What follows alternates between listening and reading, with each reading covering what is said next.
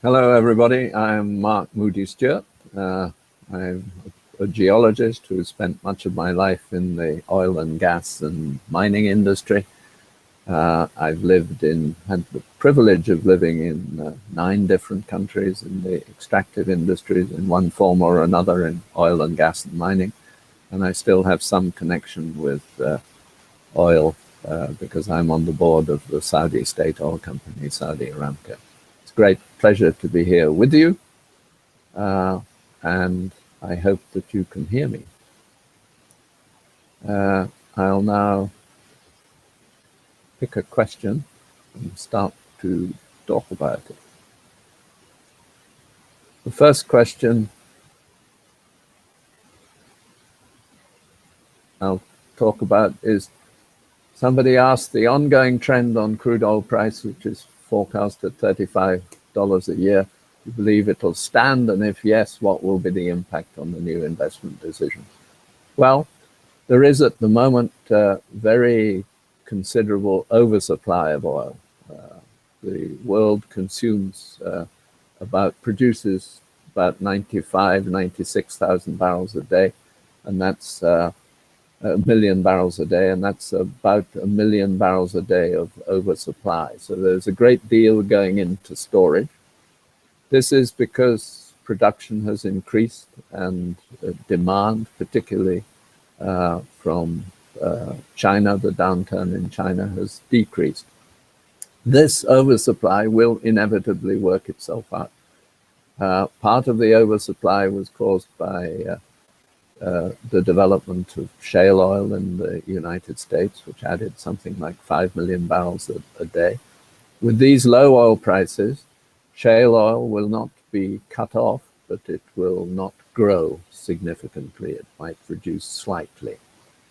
The main impact on reduction in future production will come from cancellation of projects all around the world from major oil companies in conventional oil. And many tens of billions of contracts have been cancelled and projects have been cancelled. So that means that there is will be a future reduction in supply. It is very difficult to say when the overhang of supply and the amount of oil that's in storage, in onshore storage, in tankers around the world, when that will be used up. I personally think that it's probable that somewhere at the beginning of next year, oil prices will come up again a bit.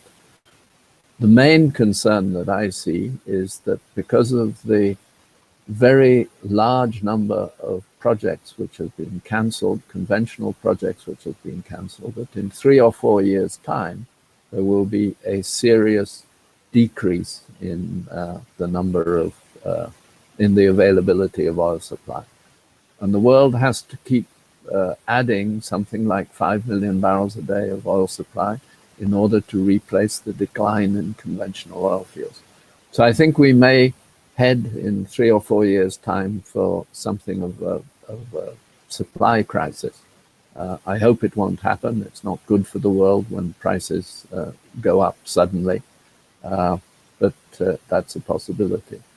Part of the question is on the investment decisions of new international oil companies, in East African LNG projects.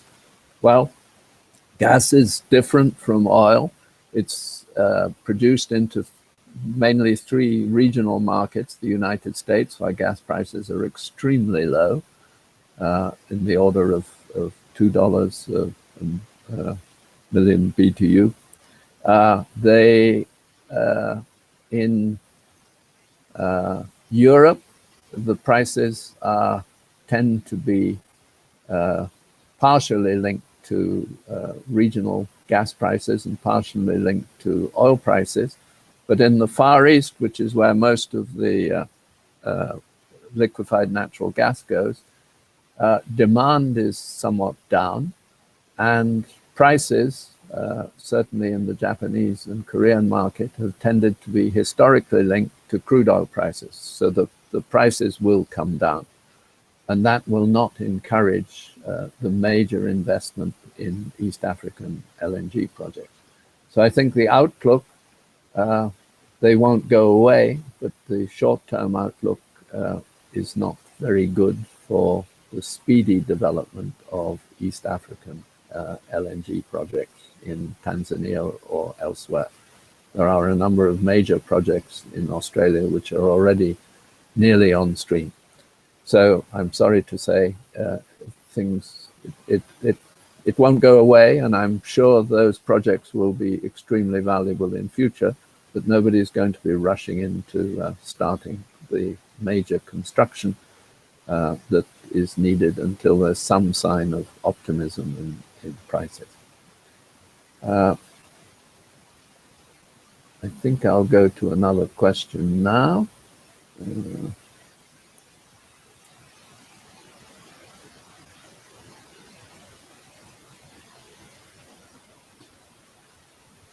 This is a question on cycles, on commodity cycles. The question asks whether if we started a cycle in 2002, which went up and then down again and is very much down, can we assume that a new cycle will start in 2016? I don't know. In the answer to my previous question, I suggested that in 3 or 4 years' time, certainly in oil, there may be a shortage of supply because of the cancellation of an enormous number of major non-OPEC conventional projects. So a cycle, as far as oil goes, might have its peak if oil prices begin to go up, say next year, 2017, or a bit later. I think in about 4 or 5 years' time, we could reach something of a supply crisis.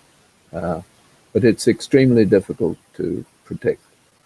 On the mining side, this depends very much on economic development, and in particular on the development of the Chinese economy.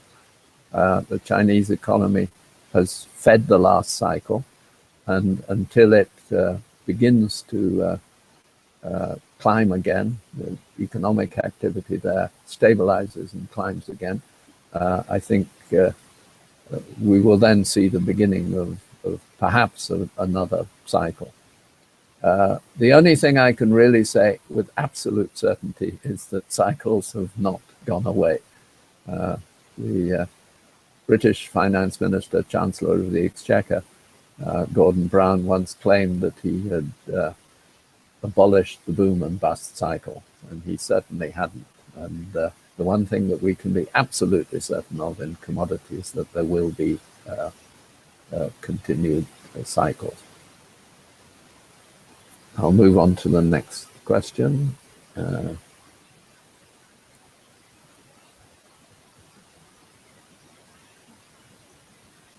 Which is on how the oil and gas industry is engaging with climate governance. This is an extremely important question.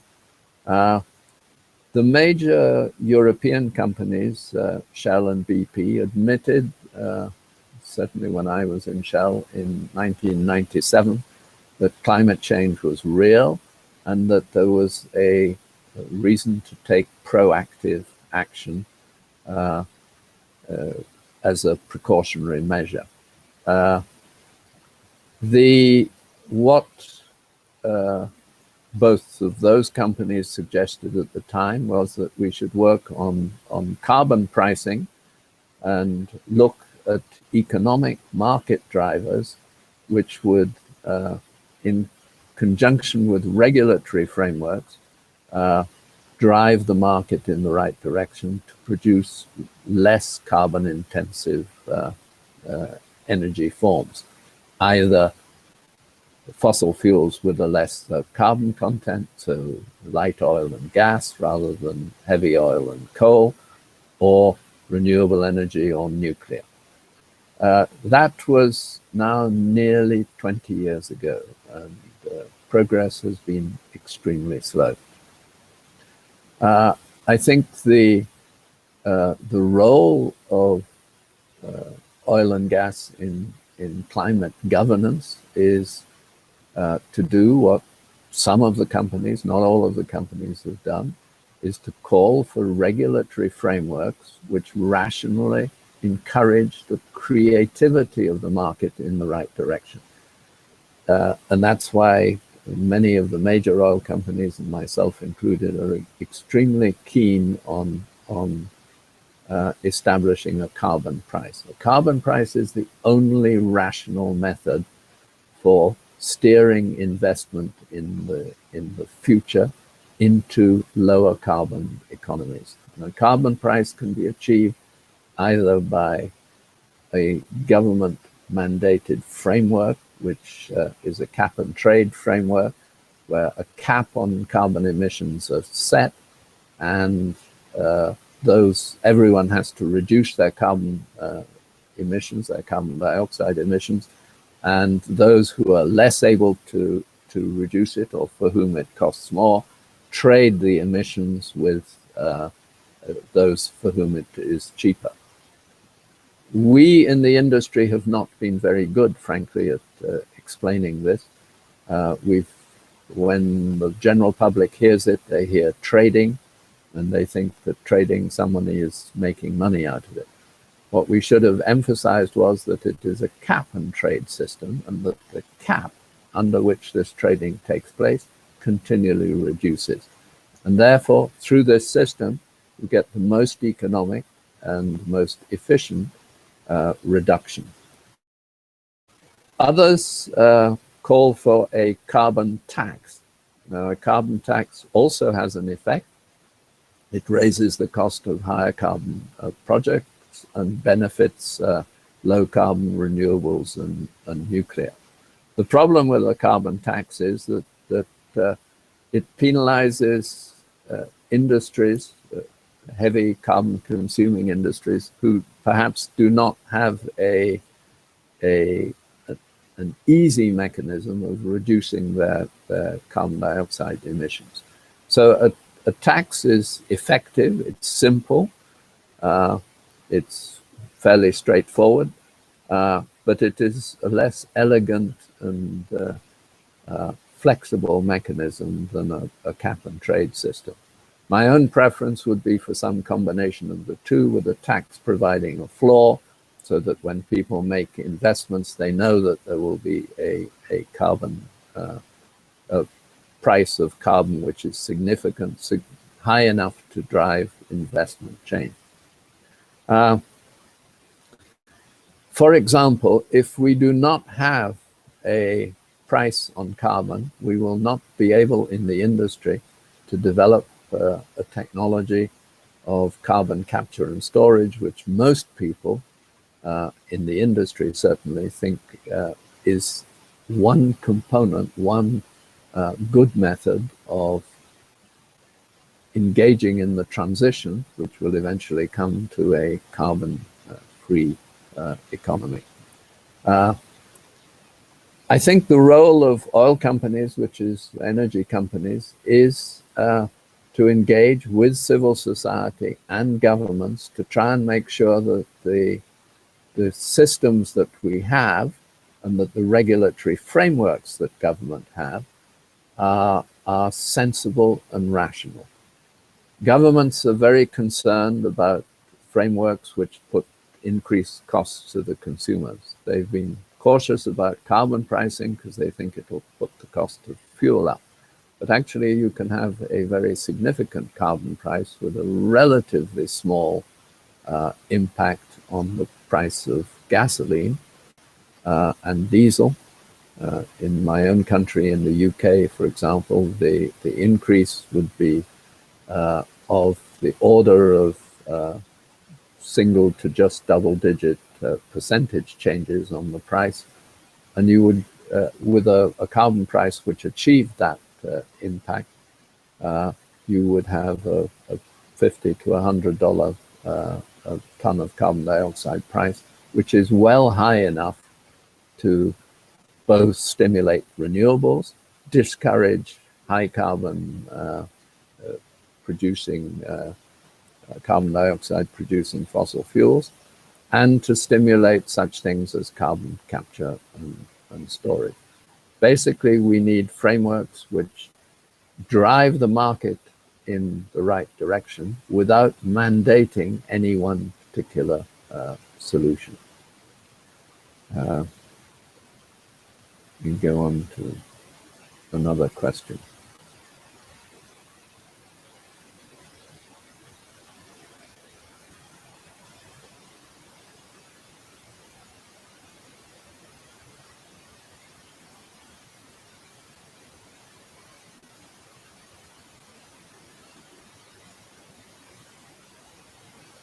This question addresses how do countries get a fair deal on their contracts, and how to balance that against the financial fears of the industry.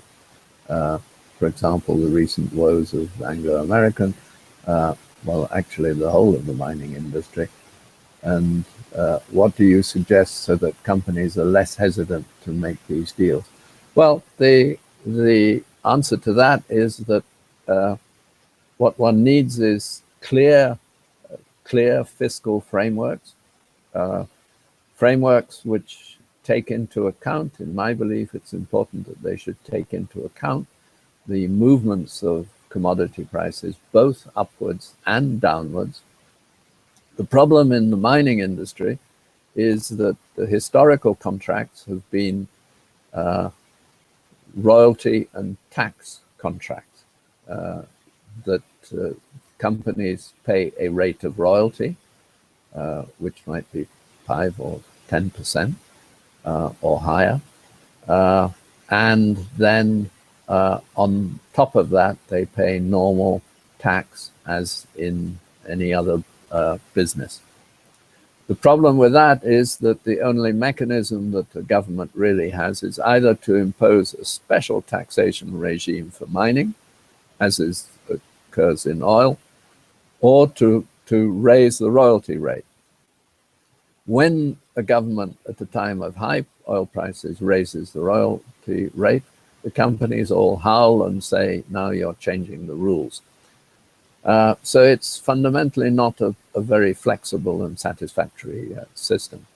In the oil industry, most contracts nowadays are production sharing contracts where a company invests and there is a profit share split agreed between the company and the contractor, and there is an element of the profit which is used for cost recovery.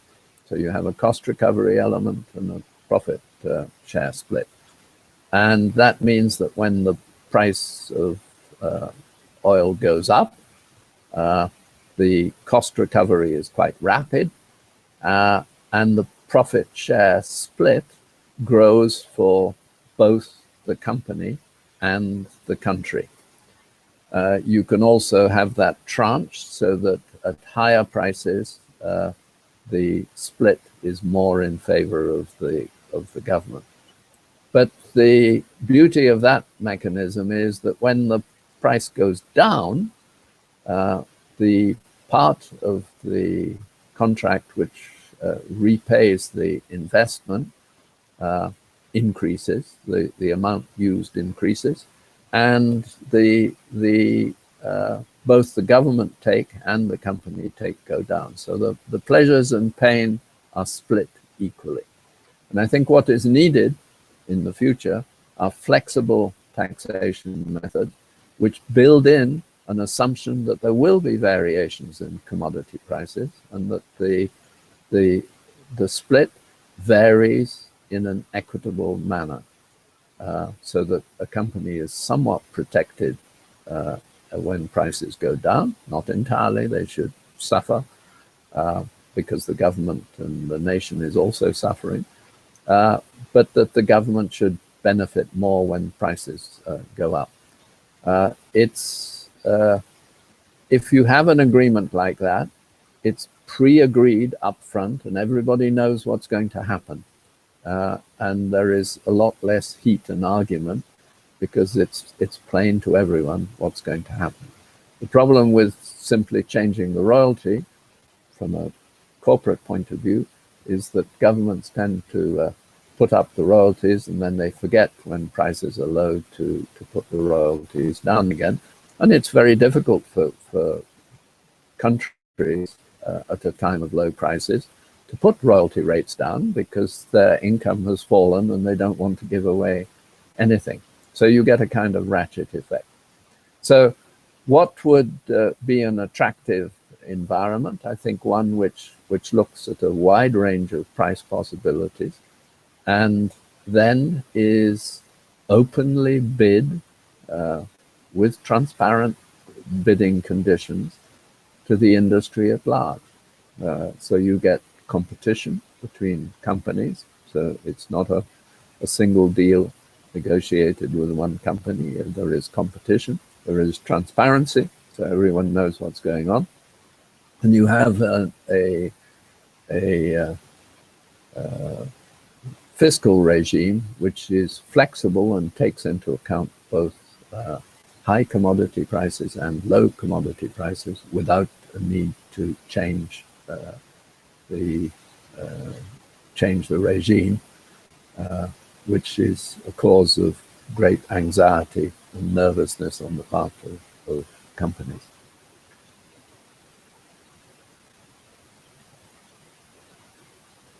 We'll go on to the next question.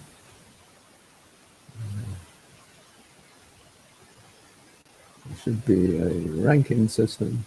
Okay.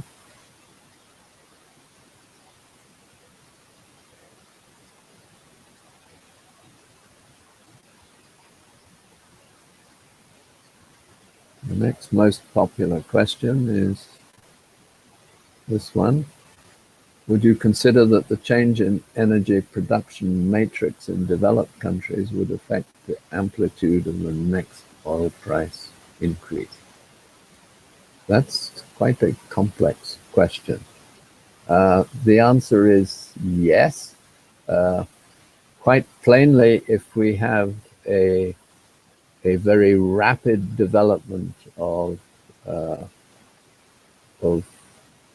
non-fossil fuel energy, be it renewable energy, nuclear, or whatever, then we are less dependent on oil supply.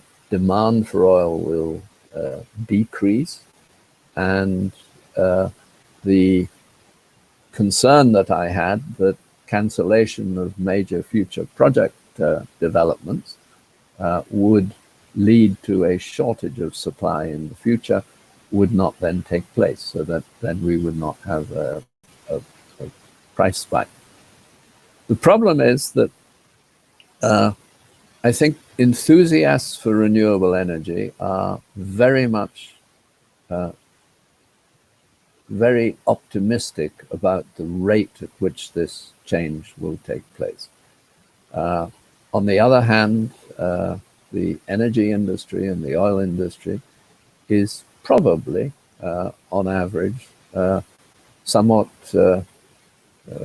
of the opposite view, and they are probably overestimating the long-term demand for hydrocarbons. As someone who was born and bred in the industry, maybe I suffer from that as well, that I overestimate the future demand for oil. But if you stand back and look at it, when people talk about a completely fossil fuel free environment in some people say in 5 years or 10 years, I do not believe that that's realistic. We get at the moment 75–80% of our energy from fossil fuels in one form or another, and we need to grow the renewables. Renewables are growing extremely rapidly. Investment in nuclear is slow for obvious reasons. It's a major capital investment, but there are also concerns in parts of society about it. So although the growth is very rapid, it's from a very small base, very, very small base. And I believe, and if you look at the many forecasts, that that in 2040 and 2050, we will still be producing very significant amount of gas and probably oil as well. So the answer to your question is, does the change in energy production mix, will it make a difference to the amplitude of the next? Absolutely it will. The question is, at what rate does that change happen? And is it going to, if it happens extremely rapidly, it will absolutely damp the a future oil price rise. If it happens more slowly, and it happens more slowly than people and governments expect, then the gap will have to be filled by oil and gas and other fossil fuels. And that, if there has been, as there is at the moment because of low oil prices, significant reduction in investment in that, in all forms, I think it's then there is likely to be an oil price spike. So you take your view of the future and draw your conclusions about what is likely to happen. If you look at the oil and gas market at the moment, about a third of it comes from OPEC. Much of that comes from extremely low-cost producers in the Gulf. Saudi Arabia, Kuwait, the Emirates, and potentially Iran and Iraq as well, who are coming back into the market. That's, at the moment, OPEC production is about, say, 34 million barrels a day out of 95, 96 million barrels a day global consumption. The rest of the consumption is filled by various forms of conventional and non-OPEC production, which fills much of it, and then a small part, say 5 million barrels a day, filled by unconventional, so production of oil from tight rocks, from reservoir rocks of low permeability, the so-called shale oil and shale gas in the States. That is a more expensive technology, not that expensive in the best cases. It probably needs $50, $60 a barrel. Many of the conventional non-OPEC production projects, if you look in Brazil, for example, the pre-salt, will need significant oil prices, and certainly things which are not only expensive to produce, like Canadian oil sands, but are very high in carbon, need even higher prices, and will do if we have a carbon tax. So it's I think that this balance as to what will happen and who will, and how big is that gap between the OPEC 34, 35 million barrels a day of relatively low cost oil and the currently 95 million barrels a day of oil production. If that goes down and the gap is smaller, can probably be filled at lower cost. But if it remains high, consumption remains high, I think there is a serious chance of shortage. So the question is, when does the turnover come? At the moment, as I said, the world is producing about 95, 96 million barrels a day. That's been growing fairly steadily, at a million and a half barrels a day. The question is, when will it cease to grow? And at what level will it cease to grow? If you'd asked me that question 5 or 6 years ago, I would have said, well, probably turn over at about 110 million barrels a day. I think that it may, now I would view it as turning over perhaps at a lower level, 105, maybe 100 million barrels a day. And that will make a difference to what is required in the future. So as you can see, there are many moving parts, and it's fairly certain that whatever I say, and it's well known in the oil industry that the one thing you always get wrong is if you try and predict the oil price. So I'm not trying to predict the oil price. I'm merely trying to paint to you two different scenarios. One scenario would be a very rapid growth of renewable energy, faster than the oil industry thinks, change in consumer habits, more electric cars, the younger generation not owning vehicles, going in for club cars and car sharing and so on, changes in technology, that would reduce demand. Alternatively, there is another scenario which says that growth, although it will be very rapid, given the strong economic growth in much of the emerging economies, the demand for hydrocarbons, certainly light hydrocarbons, will continue for some decades. And depending on which of those scenarios emerges, will determine the price of oil. Is there a conflict between short-term and long-term being created by revenues of resources? How can this conflict be solved in developing countries which have lots of problems in basic needs? Yes, I think there is in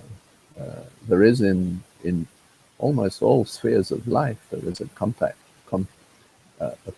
between the short term and the long term, between consumption today and the needs of tomorrow. I think the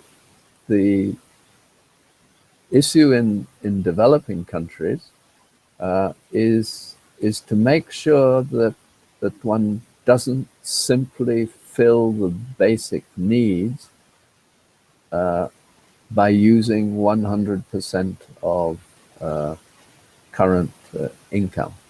One needs some investment for the future. So this would involve making sure that one has investment in infrastructure, in roads, in communications infrastructure, export infrastructure, and so on, which will serve a non-oil and gas or mining economy.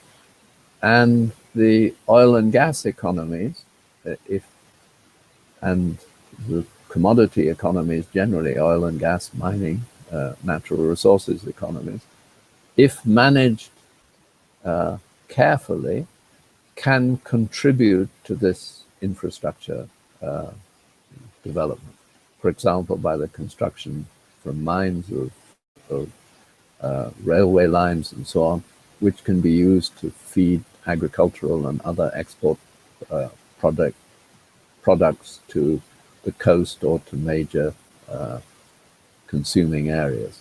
So I think the answer is a country which simply uses its entire income on improving the day-to-day demands of the population and making everyone feel better will, in the end, after 10, 20, 30 years, find that they have become overly dependent on that source of income and have not developed any other source of income. So I think that the absolute trick is to make sure that some of that consumption goes into education, making sure that you have education and infrastructure. And it's a difficult decision, and sometimes I'm glad that I'm merely a geologist and an oil and gas and mining person, and don't have to make the difficult decisions that governments have to make. I think if you look at the history of countries, people have talked about the curse of oil, which indeed exists, all of the ills ascribed to through the curse of oil, over inflated exchange rates, squeezing out of other aspects of the industry, corruption, etc. They all exist, but they're not necessary, and they don't all exist everywhere. And countries who have managed to, there are countries which have managed to develop their natural resources and use a portion of that to go into other sectors of the economy. And in some cases, if they have enough and long-sighted governments to go into reserve funds, the outcome is very different. So I think that's an important differentiator. And I always say a great deal depends on governments. It's not just a question of the behavior of companies. It's the question of the wisdom and foresight and vision of governments, and whether they simply use the proceeds either for their own benefit, the benefit of the individuals in the government, or for short-term, meeting the short-term requirements and popular demands of the people. That makes a huge difference. And it's not easy, and governments are very often short of capacity. And that's why I believe very strongly that businesses in all countries need to get together with civil society and work together to make sure that they support the government in the positive things that the government can do, the positive things, sometimes with long-term effects, and express doubt and concern where the government is doing things which are not in the long-term interest. I think these alliances are extremely important. Next question.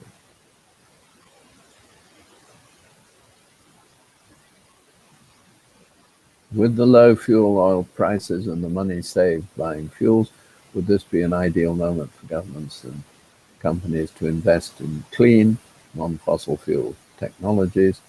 If yes, what technologies and resources should be? Well, I think you talk about low fuel prices and the money saved buying fuels. This, of course, depends whether you're in a consuming country or a producing country. If you're in a producing country, many of the producing countries have subsidies, so they're actually giving their national oil and gas away at extremely subsidized prices. So in those cases, with low fuel prices, it's an ideal moment to remove that subsidy, which distorts the economy. If you have industries built on an assumption that fuel prices will be low, it tends not to be a very healthy economy. For countries that are net importers of what was previously extremely expensive, but now is less expensive, would this be an ideal moment for those governments to invest in non-fossil fuel technologies?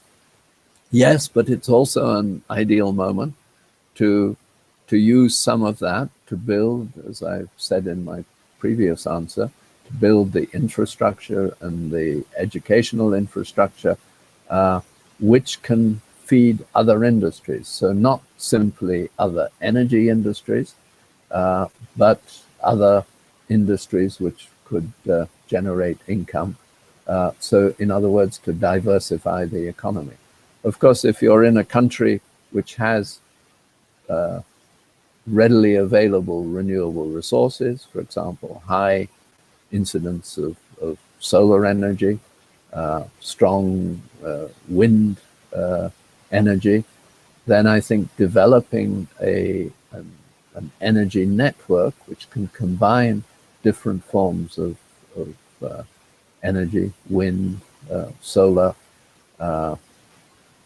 energy saving, with some flexible fossil fuel, gas-fired things which can be fired intermittently and wound up when the wind isn't there or when the sun's not shining.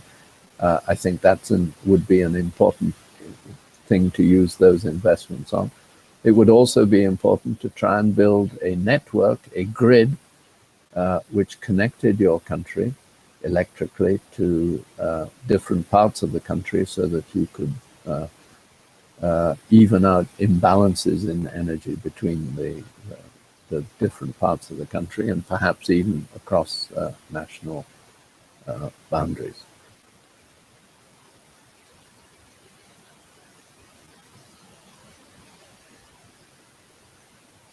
Carbon capture and storage. I said something a bit about carbon capture and storage earlier. What's the industry approach to this novel technology? Well, let's first of all look at the technology. The technology, people have concerns about the technology. They worry about the safety, whether the oil and gas, whether the carbon dioxide would be retained underground in the long term permanently over thousands of years. Personally, I think those worries, which are real and which need to be addressed very carefully by the industry and demonstrated that they can handle them, I think they can well be handled, and they're not a major factor in this. So I think the technology of capturing and storing energy is well proven and is perfectly safe. We've been doing it in one form or another for quite a long time, and we know quite a lot about it. That doesn't mean that we shouldn't enter into major communication exercises with civil society. What very often we do in industry, unfortunately, is we assume because we as technologists think it's okay, we simply say that these people who fuss about such things are just making a fuss about nothing. They're making a fuss. We may think that their fears are ungrounded, but we should carefully explain why, with evidence, why it's not so. So the industry should have a campaign making sure that they address those concerns, because if we don't address those concerns, it's not going to happen. The problem is that, in my opinion, is not the technology, it's the cost of the technology. And who is going to bear that cost? And frankly, there is only one way of providing an income to offset that cost, and that's through carbon pricing. So it's only if you have a carbon price of something in excess of $50 a ton, perhaps as much as $100 a ton, that you will find it worth spending the money to capture and sequestrate underground carbon dioxide. So price is one major concern. And it's simply not going to happen unless we have a carbon price. And one of my concerns is that although we've been talking about a carbon price for many years, we have had a emissions trading system in Europe for some time now, but that system depends on a rational government framework, and it depends, all these cap and trade systems depend on a cap which is progressively lowered, and the cap has to be lowered at a rate which keeps the price up. What happened in Europe, there was a lot of gaming of the system to start off with, and then subsequently, so political gaming, people special pleading from different industries, special pleading by different countries, frankly, straight cheating by some, That, once it had settled down, can be managed. But then the cap was not lowered. So when the economic downturn came in Europe, the cap was, the European Parliament were not prepared to lower the cap. And as a result of which, the price collapsed. So the price on the European trading system is extremely low. I mean, while I was talking about needing $50 to $100 a ton of carbon dioxide for carbon capture and storage, it's in single digits, low single digits. And it has never been particularly high. It's got up to about probably $20, something like that. So we have some way to go. So that is one concern and one barrier to the industry, to carbon capture and storage. The second barrier is one of scale. If it's to have a significant impact, I worked out, I don't have the exact figures in my head, but if you want to, in the International Energy Agency's scenario for 2040 or thereabouts, the volume of carbon capture and storage that is requires the creation of a very, very sizable industry. An industry handling very large volumes of carbon dioxide, pipeline systems, capture systems, and so on.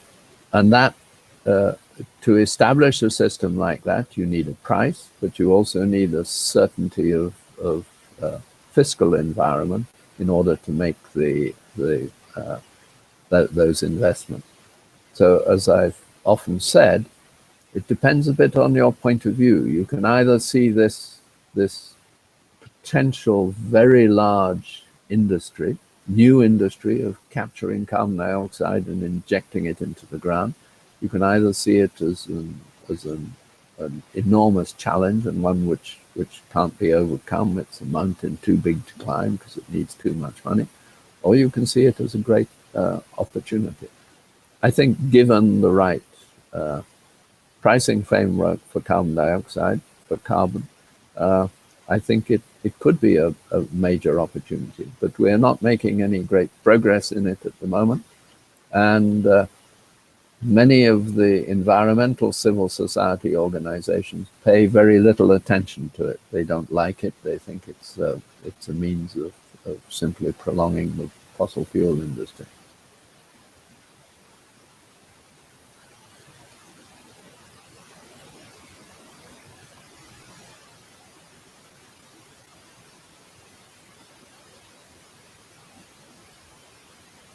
Yes, this is...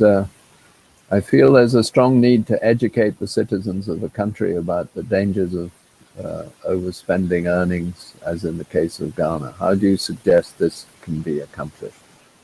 Well, it's a very good question, and it's a question not just for business people like myself, but for society as a whole.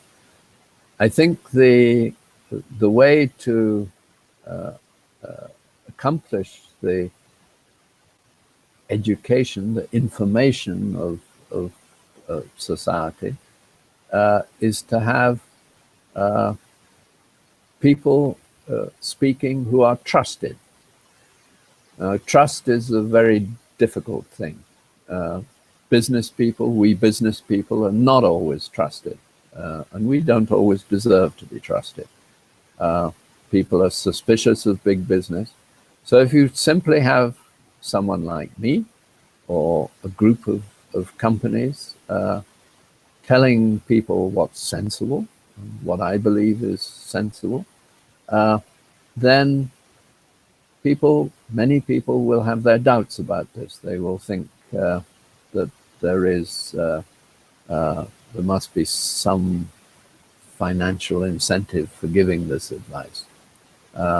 So that advice is sometimes not listened to, even if it was good advice.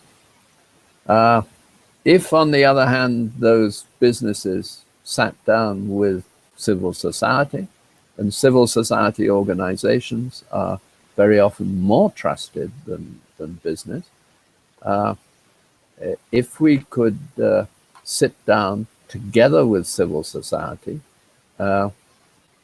we might then come up with, find that if, in my experience, if one sits down with environmental, human rights organizations, civil society organizations, and has a very open discussion with such organizations, we very often find that we have a common objective, but we have somewhat differing ways of approaching it. And if we do, if we sit down together, we can sometimes find the commonalities and then come up with a combined solution, which is supported by both civil society, environmental organizations and others, and businesses, economic, not-for-profit organizations.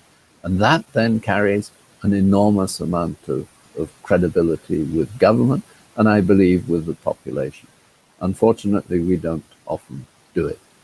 These alliances, I think, are extremely important and have been very effective in addressing various issues, both in the environmental field, but also in things like the Kimberley process for conflict diamonds, extractive industries, transparency initiative, and so on. Now, you might say, well, why don't you just leave it to civil society, let them do it because they're more trusted? Well, the answer is, I think business very often has experience to bring to make sure that the ideas are genuinely practical. So I believe there is a benefit in bringing the two sides together. And it's important for government that civil society and business addressing support for the government does so with one voice, because governments in democracy certainly are worried about the voice of civil society. They get criticized for this, that, and the other, but they're equally worried if business, if they do something and business howls that it's going to damage the economy, cost jobs, and so on. And I think by getting these two groups together, we can come to a conclusion, a common conclusion, and frankly, the two sides keep each other honest. And if you have a variety of and both sides need keeping honest, if you have a variety of businesses, the different businesses will make sure there's no special pleading from one sector of business, and the civil society organizations will make sure that no one special interest is dominant.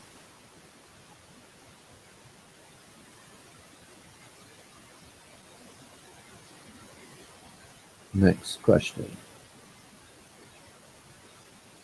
In many countries, the problem is also fair benefit sharing. What are the tools to motivate governments in developing resource-rich countries to follow transparent policies in oil and gas for open decision-making processes? That's a very difficult question, I think. I think referring to my answer to the last question, I do believe that these alliances of civil society and businesses can achieve this and can encourage government. If you look at take the Extractive Industries Transparency Initiative. That was started by civil society groups, Publish What You Pay and so on, and Open Society, saying, look, we need to know what companies pay to government. Companies were somewhat cautious about this, but responsible companies said, no, that's fair, but we also need to know what's received by the government. And in my opinion, very often, the problem is not the payment from the company to the government, but what happens to the money thereafter. But this process of common battling out different ideas in a common forum, I think has made a huge difference. And I think it results in more transparent behavior in the extractive industry in general, supported by governments, by civil society, and by companies. I think you can apply that to other areas, to the distribution of income. Everybody has their own views, but I think if we can form these alliances, we can actually you winkle out the special pleading and prevent special pleading. I'm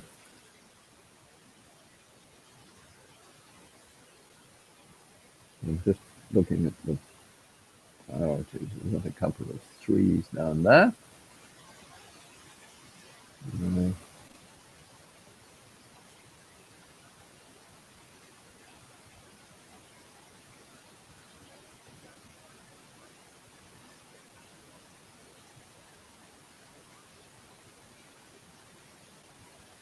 According to the argument that rich countries transfer polluting industries to poor countries, can we reach a sustainable environment and high well-being at the same time? I think the answer is absolutely yes. I don't think it's necessary. I think the problem in sustainability is very often one of governance.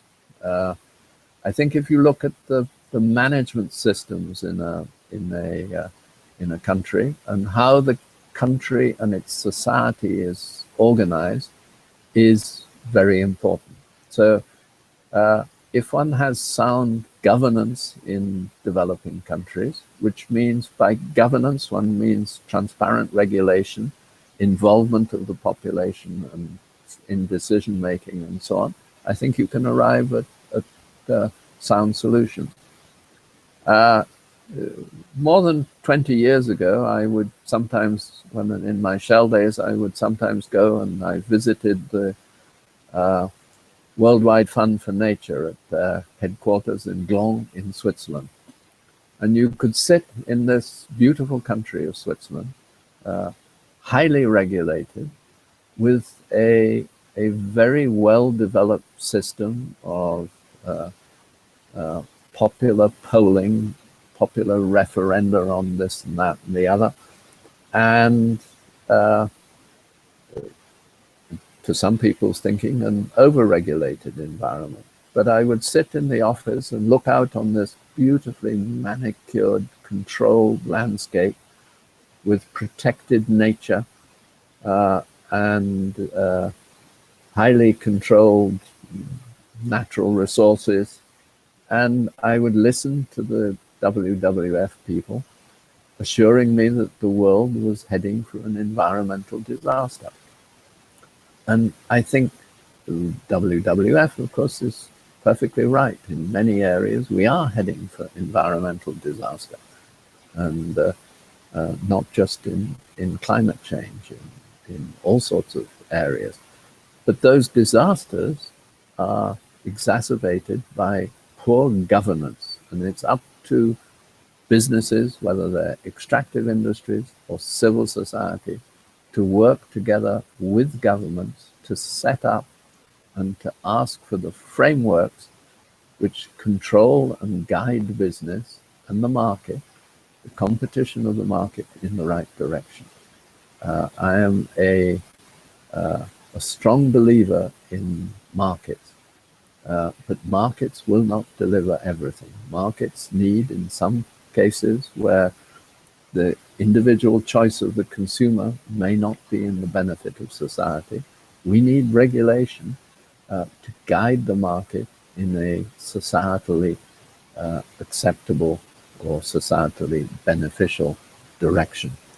And when that happens, everybody begins to see the benefit, and because it applies to everyone, it gets support. Now I'm running out of time somewhat.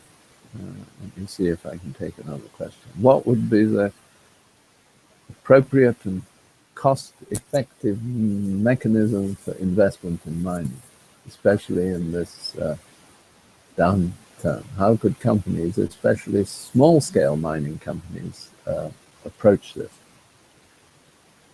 That's another difficult question. I must congratulate you on all your questions. They're extremely interesting, and I could talk for a long time. And you'll probably be fed up with me. I think the mining industry in general, if in a company you need to pick a metal and concentrate on making sure that your production facilities in that metal, your mines and so on, are in the lowest quartile of the cost curve. So whether you're a big company with several metals or you have your very small company looking at one particular metal, I think the technology to keep the costs of production down and how you organize yourself to keep the cost of production down is critical. And technology is critical to that. So if you're a small company, you need to make sure that you have access to the best technology, to good technology. And much of this technology, the processes are available in the market generally. You might have to pay a royalty on it, but very often not. It's a question of looking and seeing how you can set it up in the most cost-effective way and making sure that what you're doing is in the lowest quartile or the lowest half of the cost curve. Because if, whether you're a small miner or a big miner, you start opening a new mine, which is somewhere in the high cost area, even with national protection and national enthusiasm, you are, I'm afraid, doomed to failure. So I think it's cost and technology are the kings, or the king and the queen. Right, I'll do one last question because I see one. How justified are locals if they demand for more taxes and royalties than the small extraction percentage they receive as per contracts they never entered or see? Well, leaving aside whether the local population has seen the contracts, that's a question of local governance, and I'm in favor of transparency.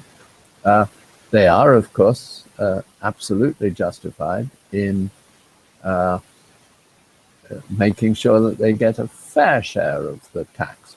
But it won't necessarily be a bigger one, and you say a small extraction percentage. If you go to the annual reports of, I think nowadays, if you go to the websites of certainly a couple of years ago of Anglo American and Rio, they published the distribution of earnings, what was paid to the employees, what went to the shareholders, what went to suppliers, local suppliers and other suppliers, and so on. And I believe this transparency from companies as to what is happening to the money is very beneficial, because it addresses questions such which says, demand for more taxes than a small extraction percentage they receive. If you're transparent about what's paid to the banks, what's paid to the investors, what's paid to the employees who are working, what's paid to governments, and then most importantly, what's paid to local contracts, to indigenous production in the supply chain, what is invested in that supply chain, you will see that the benefits of such investments go way beyond simply royalties and even corporation tax. Those are important, but the real benefits come through money, also through employment, money paid to employees who pay tax, money paid to local contracting companies who pay tax, who in turn employ people. So this multiplier effect is of enormous importance. And if you look at companies who've published that, where they're earning the money and how that money is split, I think you find some of these questions are answered rather better than I can do it without the figures at hand. With that, I think I've done long enough, and I found your questions extremely interesting. And I've been following your discussions and questions on the website, and I will continue to do so. I will look at your other questions, and if I think I have something to contribute, I will do so then. So with that, thank you very much indeed. Thank you for your time, and thank you for listening, and all the very best in your studies, which I know you're doing to benefit not just yourself, but the society and the countries from which you come from. Thank you very much. Bye.